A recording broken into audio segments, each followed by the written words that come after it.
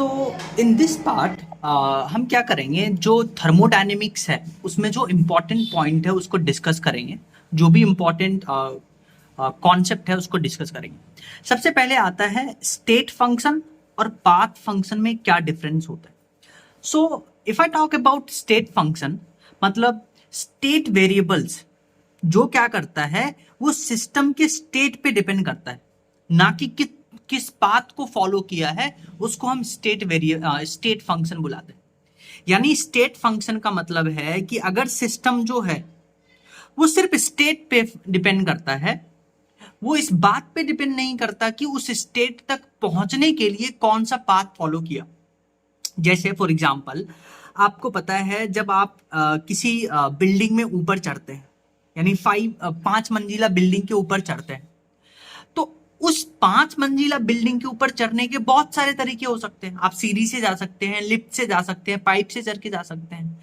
लेकिन जब आप यहां से यहां तक जाएंगे 5 मंजिला बिल्डिंग के ऊपर, तो कुछ हाइट ट्रैवल करेंगे, चाहे आप कोई सा भी पाथ फॉलो करिए।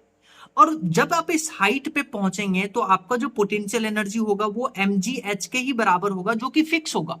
वो इस बात पे डिपेंड नहीं करेगा कि कौन सा पाथ आपने फॉलो किया है यहां तक पहुंचने का। तो इसी को बुलाते हैं स्टेट फंक्शन। तो स्टेट फंक्शन समझ में आया। इसके बहुत सारे एग्जांपल होते हैं, जैसे volume, pressure, internal energy, temperature, enthalpy, entropy and Gibbs free energy. Similarly आता है आपके पास पाथ फंक्शन।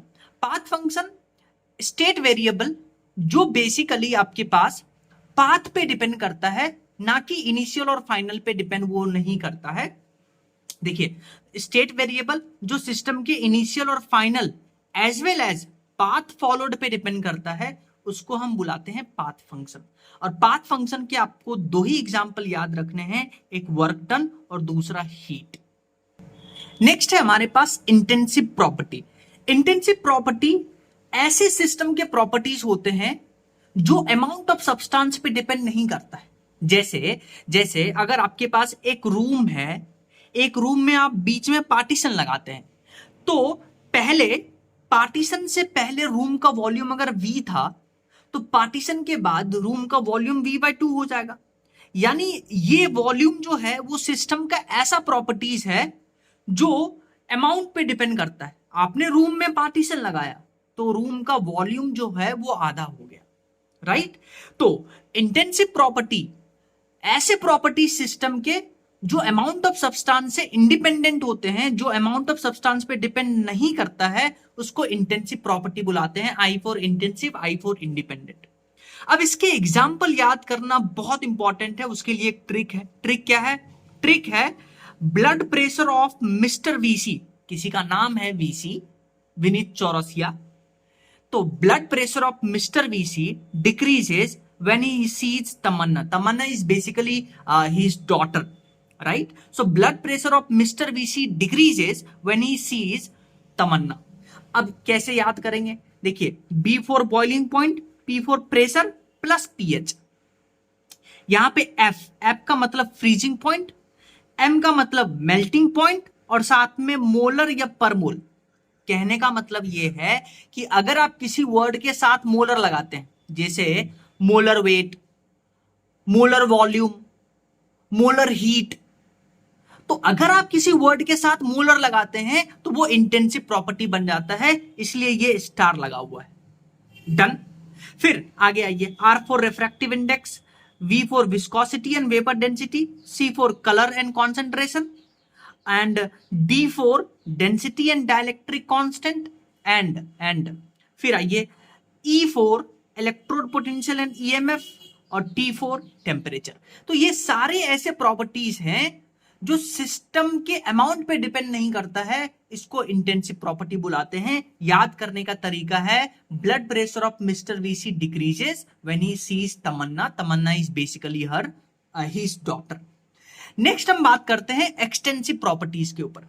एक्सटेंसिव प्रॉपर्टीज वो प्रॉपर्टीज होता है सिस्टम का जो अमाउंट ऑफ सब्सटेंस पे डिपेंड करता है। जैसे इस रूम का पहले वॉल्यूम V था, आपने पार्टीशन लगाया, वॉल्यूम हाफ हो गया, तो जो वॉल्यूम है वो एक्सटेंसिव प्रॉपर्टी है, यानी वो अमाउंट ऑफ सब्सटेंस पे डिपेंड करता है। इंटेंसिव प्रॉपर्टीज के जितने एग्जाम्पल थे उसको छोड़ करके बाकी सब एक्सटेंसिव प्रॉपर्टीज होगा। अब कुछ स्पेशल पॉइंट सुनिए, क्या है स्पेशल पॉइंट? देखिए, जो इंटेंसिव प्रॉपर्टीज है वो स्टेबल प्रॉपर्टीज है, वो अमाउंट ऑफ सब्सटेंस पे डिपेंड नहीं करता। तो हम क्या करते हैं, एक्सटेंसिव प्रॉपर्टीज को इंटेंसिव प्रॉपर्टीज में कन्वर्ट करते हैं। कैसे करते हैं वो सुनिए। आप क्या करिए, दो एक्सटेंसिव प्रॉपर्टीज लीजिए, जैसे मास और वॉल्यूम, दो एक्सटेंसिव प्रॉपर्टीज है। अगर आप इसका रेशियो लेते हैं तो आपको पता है वॉल्यूम आएगा, सॉरी मास अपॉन वॉल्यूम का रेशियो डेंसिटी आता है। तो दो दो एक्सटेंसिव प्रॉपर्टीज का रेशियो वो आपको इंटेंसिव प्रॉपर्टी देता है, ये आपको याद रखना है। डन। अच्छा, फिर ध्यान से सुनिए, आपको पता है आप मास को ऐड कर सकते हैं m1 प्लस m2, आप वॉल्यूम को ऐड कर सकते हैं, यानी जो एक्सटेंसिव प्रॉपर्टीज है इसको हम ऐड कर सकते हैं, लेकिन जो इंटेंसिव प्रॉपर्टी है उसको ऐड नहीं कर सकते हैं। तो नेक्स्ट हमारे पास पॉइंट यही आता है कि intensive properties are non additive while extensive are additive। Done. अच्छा, नेक्स्ट प्रॉपर्टीज आपके पास क्या आता है वो ध्यान से सुनिए। नेक्स्ट प्रॉपर्टीज में आपके पास आता है कि अगर आपको एक एक्सटेंसिव प्रॉपर्टीज को इंटेंसिव प्रॉपर्टीज में कन्वर्ट करना है तो आप क्या करिए, उसको यूनिट अमाउंट ऑफ सब्सटेंस के लिए डिफाइन कर दीजिए। जैसे फॉर एग्जांपल, अगर आप एक्सटेंसिव प्रॉपर्टीज के सामने मोलर, स्पेसिफिक, पर मोल, per unit mass, per unit volume ऐसे वर्ड यूज करते हैं तो एक्सटेंसिव प्रॉपर्टीज जो होता है वो इंटेंसिव प्रॉपर्टीज में कन्वर्ट हो जाता है। जैसे फॉर एग्जांपल आप डेंसिटी को क्या बोल सकते हैं, डेंसिटी को बोल सकते हैं मास पर यूनिट वॉल्यूम। यानी जैसे ही आपने per unit mass word use किया तो एक्सटेंसिव प्रॉपर्टीज जो था वो इंटेंसिव बन गया, क्योंकि मास पर यूनिट वॉल्यूम को डेंसिटी बुलाते हैं और डेंसिटी जो है एक इंटेंसिव प्रॉपर्टीज है। तो ये तीन आपको स्पेशल पॉइंट पता होना चाहिए। नेक्स्ट इसी में हम बात करते हैं थर्मोडायनेमिक प्रोसेसेस के बारे में। देखिए, कल हमने बेसिकली कुछ टर्म डिफाइन किया था, जैसे एक सिस्टम जिस भी कंडीशन पे एग्जिस्ट कर रहा है उसको, उस कंडीशन को स्टेट बुलाते हैं। अच्छा, जब भी एक सिस्टम अपने स्टेट में चेंज करता है, यानी एक स्टेट से दूसरे स्टेट जाता है, तो कुछ थर्मोडायनेमिक प्रोसेस को फॉलो करके जाता है। और बहुत सारे थर्मोडायनेमिक प्रोसेसेस हो सकते हैं, जिसमें से कुछ इंपॉर्टेंट हमारे पास है, तो उसी थर्मोडायनेमिक प्रोसेस के बारे में पढ़ते हैं। तो क्या बताया मैंने कि जिस कंडीशन पे सिस्टम अभी है उसको उस कंडीशन का स्टेट बुलाते हैं, उस सिस्टम का स्टेट बुलाते हैं। अब कभी भी सिस्टम एक स्टेट से दूसरे स्टेट जाने के लिए थर्मोडायनेमिक प्रोसेसेस का यूज में लाता है, और there can be infinite thermodynamic processes, out of which important thermodynamic processes के बारे में हम डिस्कस करेंगे। सबसे पहला आइसोबारिक प्रोसेस, यहां प्रेशर कांस्टेंट होगा, अगर प्रेशर कांस्टेंट होगा तो चेंज इन प्रेशर जीरो लेके बात करेंगे। नेक्स्ट है आइसोकोरिक प्रोसेस, जहां वॉल्यूम कांस्टेंट होता है तो डेल्टा वी जीरो लेके चलेंगे। नेक्स्ट हमारे पास है एडियाबेटिक प्रोसेस, जहां पे हीट एक्सचेंज जीरो होता है, तो क्यू जीरो लेके चलेंगे। और नेक्स्ट है आपके पास साइक्लिक प्रोसेस और आइसोथर्मल प्रोसेस। साइक्लिक प्रोसेस को हम अलग में डिस्कस करेंगे। आइसोथर्मल प्रोसेस जहां पे टेम्परेचर कांस्टेंट होता है उसको आइसोथर्मल प्रोसेस बुलाते हैं। अच्छा, कभी भी क्वेश्चन में अगर आपको प्रोसेसेस पहचानना हो तो क्वेश्चन में कुछ ऐसे लैंग्वेज यूज होता है जिस लैंग्वेज को हम पहचान करके ये पता कर सकते हैं कि वेदर हमको कौन सा प्रोसेस यूज करना है, कौन सा थर्मोडायनेमिक प्रोसेस यूज करना है। तो वही हम इस चीज पे डिस्कस करेंगे कि कौन से वो की पॉइंट हैं, कौन से वो की वर्ड हैं जिसको यूज करके हम थर्मोडायनेमिक प्रोसेस को पहचान सकते हैं। जैसे अगर आपको कहीं क्वेश्चन में ओपन वेसल टाइप का वर्डिंग्स दिखे तो आप बोलिएगा कि वो आइसोबैरिक प्रोसेस को बिलोंग करता है। अगर कहीं क्वेश्चन में आपको ऐसा वर्डिंग्स देखने को मिले क्लोज्ड या रिजिड वेसल्स या बॉम्ब कैलोरीमीटर, तो ऐसे वर्डिंग्स अगर आपको क्वेश्चन में देखने को मिलता है तो वो क्वेश्चन आइसोकोरिक प्रोसेस को बिलोंग करेगा। सिमिलरली अगर क्वेश्चन में दिखे थर्मली इंसुलेटेड कंटेनर, यानी वो एडियाबेटिक प्रोसेस की बात कर रहा है। सिमिलरली आइसोथर्मल में बात करेंगे, अगर आपको क्वेश्चन में फेज ट्रांजिशन दिखे, या थर्मोस्टेट वर्ड दिखे या एक और वर्ड यूज करते हैं कांस्टेंट टेम्परेचर बाथ, तो आपको आइसोथर्मल वर्ड यूज करना है। डन। नेक्स्ट देखिए, इसी में कॉन्सेप्ट आता है, दो वर्ड हमारे पास होते हैं, एक वर्ड होता है आइसोलेटेड वर्ड और एक वर्ड होता है थर्मली इंसुलेटेड कंटेनर। दोनों में क्या डिफरेंस है वो सुनिए। अगर कहीं पे आइसोलेटेड सिस्टम दिखे तो आइसोलेटेड सिस्टम का मतलब है वहां पे हीट एक्सचेंज भी जीरो होगा और वर्क डन भी जीरो होगा।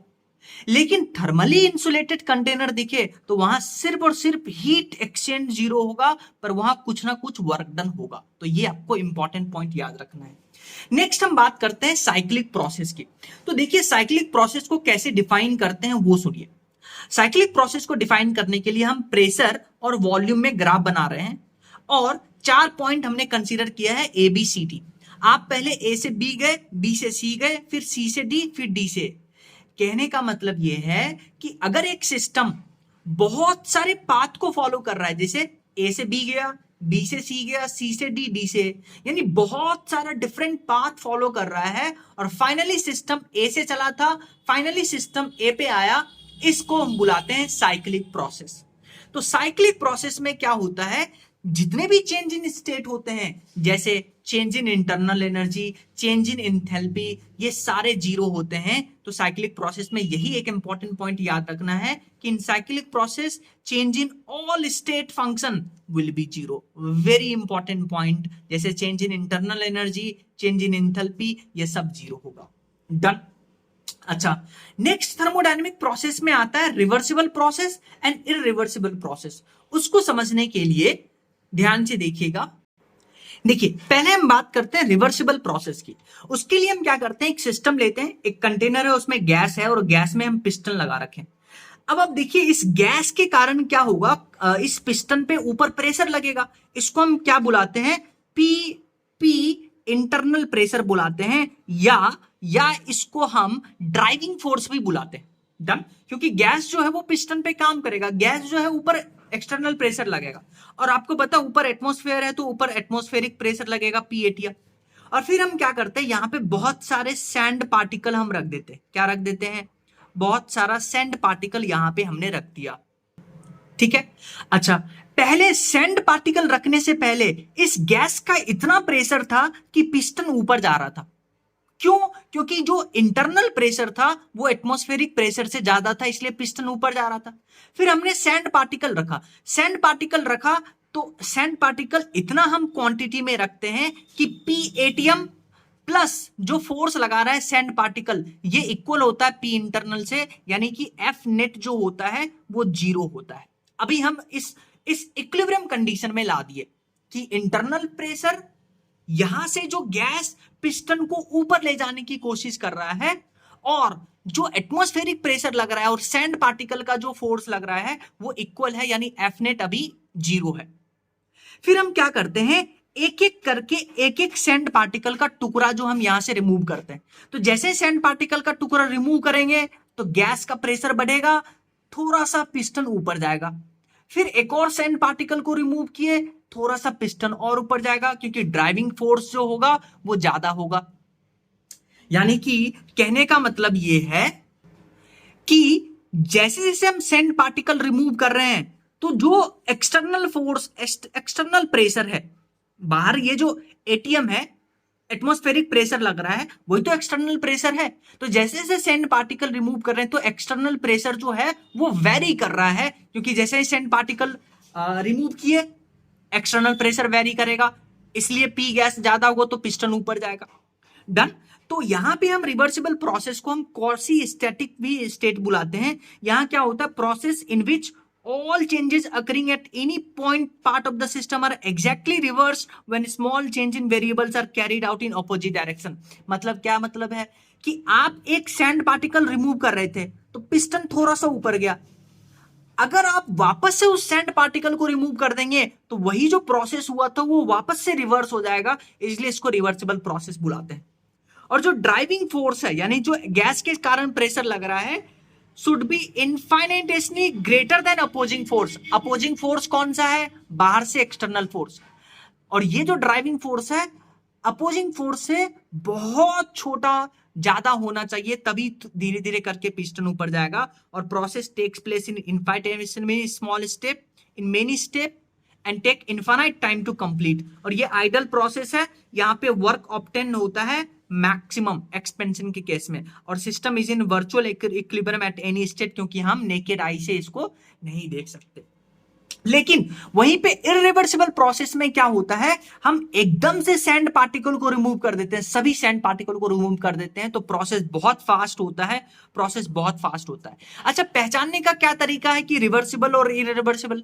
अगर आपको क्वेश्चन में दिखे कि पी एक्सटर्नल जो है वो वेरिएबल है, वेरिएबल क्यों है? क्योंकि आप एक एक करके सैंड पार्टिकल रिमूव कर रहे हैं, तो इसलिए वेरिएबल प्रेशर है, तो वो रिवर्सिबल प्रोसेस होगा। लेकिन अगर पी एक्सटर्नल कांस्टेंट है, क्योंकि एकदम से आपने सैंड पार्टिकल रिमूव किया, तो वो इरिवर्सिबल प्रोसेस का एग्जांपल होगा। नेक्स्ट आइए एक इंपॉर्टेंट पॉइंट्स के ऊपर डिस्कस करते हैं, वो है mode of exchange of energy, यानी कि एनर्जी एक्सचेंज करने का क्या तरीका है। अब ध्यान से सुनिए, अगर हम वर्क की बात करते हैं तो आपके पास सिलेंडर है, उसके ऊपर पिस्टन है। अब हम क्या कर रहे हैं, पिस्टन जो है वो कंप्रेस कर रहा है, तो यानी कि सिस्टम पे है, work done on the system हो रहा है। जैसे ही कंप्रेशन होगा तो इंटरनल एनर्जी जो है वो बढ़ेगा। लेकिन अब पिस्टन ऊपर जा रहा है, एक्सपेंशन का प्रोसेस है, तो work done by the system होगा, जो अंदर गैस होगा वो काम कर रहा है, तो पोटेंशियल जो एनर्जी है वो डिक्रीज करेगा। सिमिलरली अगर हम हीट की बात करते हैं तो मान लेते हैं सिस्टम और सराउंडिंग है, सिस्टम का टेम्परेचर 500 केल्विन, सराउंडिंग का टेम्परेचर 300 केल्विन, तो बताइए किसका टेम्परेचर ज्यादा? सिस्टम का, यानी सिस्टम हीटेड ज्यादा है, सराउंडिंग कम है, तो सिस्टम क्या करेगा? एनर्जी रिलीज करेगा। एनर्जी रिलीज करेगा तो सिस्टम का जो इंटरनल एनर्जी है वो डिक्रीज करेगा। सिमिलरली सिस्टम 300 केल्विन पे, सराउंडिंग 500 केल्विन पे। अब सराउंडिंग में ज्यादा टेम्परेचर है तो सिस्टम एनर्जी एब्जॉर्ब करेगा, एनर्जी एब्जॉर्ब करेगा, उसका एनर्जी बढ़ेगा। और अगर दोनों सेम टेम्परेचर पे है तो इसको हम थर्मल इक्विलिब्रियम बुलाएंगे। डन। सिमिलरली हम बात करते हैं साइन कन्वेंशन की। साइन कन्वेंशन में अगर हम बात करते हैं कि अगर आप हीट जो है सिस्टम को देते हैं तो जो हीट का साइन है वो पॉजिटिव लेते हैं। लेकिन अगर आपने सिस्टम से हीट निकाला तो जैसे ही आप सिस्टम से हीट निकालिएगा तो क्यू का साइन जो होगा वो नेगेटिव होगा। और heat given to the system positive होता है, heat extracted from the system negative होता है, फिजिक्स में भी केमिस्ट्री में भी। लेकिन अगर हम बात करते हैं वर्क डन की, तो अगर आप सिस्टम पे वर्क डन कर रहे हैं, work done on the system, तो केमिस्ट्री की अगर हम बात करते हैं तो केमिस्ट्री में क्या होता है, वर्क डन सिस्टम पे कर रहे हैं तो वर्क डन हम क्या लेते हैं? पॉजिटिव केमिस्ट्री में। लेकिन फिजिक्स में उल्टा होता है, केमिस्ट्री में सिस्टम पे वर्क डन कर रहे हैं तो वर्क डन पॉजिटिव लेंगे, लेकिन फिजिक्स में सिस्टम पे वर्क डन कर रहे हैं तो वर्क डन नेगेटिव लेंगे। और work done by the system chemistry में वो क्या होता है? नेगेटिव होता है। इसको याद करने का तरीका भी है, एक रूल होता है पीपीपी रूल। कौन सा रूल? PPP rule. पीपीपी का क्या मतलब है? फिजिक्स, और पी फॉर प्रसार। प्रसार, प्रसार का मतलब होता है एक्सपेंशन, और पी फॉर पॉजिटिव। यानी कि फिजिक्स में अगर एक्सपेंशन हो रहा है, एक्सपेंशन मतलब work done by the system, क्योंकि अगर एक सिलेंडर है, सिलेंडर में ये पिस्टन है, अगर गैस ही वर्क डन कर रहा है तो अभी तो पिस्टन ऊपर जाएगा, एक्सपेंशन होगा, यानी work done by the system. Work done by the system, प्रसार मतलब एक्सपेंशन, फिजिक्स में एक्सपेंशन, यानी कि वो हम क्या लेंगे? पॉजिटिव लेंगे फिजिक्स में, और केमिस्ट्री में इसका उल्टा यानी कि नेगेटिव लेंगे। नेक्स्ट आइए एक पॉइंट डिस्कस करते हैं। केमिस्ट्री पढ़ रहे हैं तो अगर अभी हम केमिस्ट्री की बात करते हैं तो अभी मैंने आपको बताया था, अगर हम work done by the system लिखते हैं, work done by the system लिखते हैं तो वो हम क्या लेते हैं? नेगेटिव लेते हैं। Work done on the system अगर हम लिखते हैं तो work done on the system जो होता है वो पॉजिटिव होता है। तो जैसे मान लेते हैं, अगर आपको क्वेश्चन में बोला कि एक्सपेंशन का केस है, किसका केस है? एक्सपेंशन का। एक्सपेंशन कब होगा? जब work done by the system होगा। क्या होगा? Work done by the system होगा। तो एक्सपेंशन का केस है, अगर आपने वर्क डन निकाला, सिर्फ वर्क डन निकाला, अगर आपको क्वेश्चन में पूछा है कि कैलकुलेट वर्क डन, तब आप वर्क डन जब आप लिखेंगे तो यहां साइन के साथ लिखेंगे, मतलब सामने नेगेटिव लगाएंगे। लेकिन अगर आपको क्वेश्चन में पूछा calculate work done by the system, तो अब क्वेश्चन ही चेंज हो गया, क्योंकि क्वेश्चन में इंक्लूड कर दिया work done by the system. तब आप वर्क डन जो है वो बिना साइन के लिखेंगे, यानी कि ना तो पॉजिटिव लगाएंगे ना नेगेटिव लगाएंगे, सिर्फ न्यूमेरिकल वैल्यू लिखेंगे।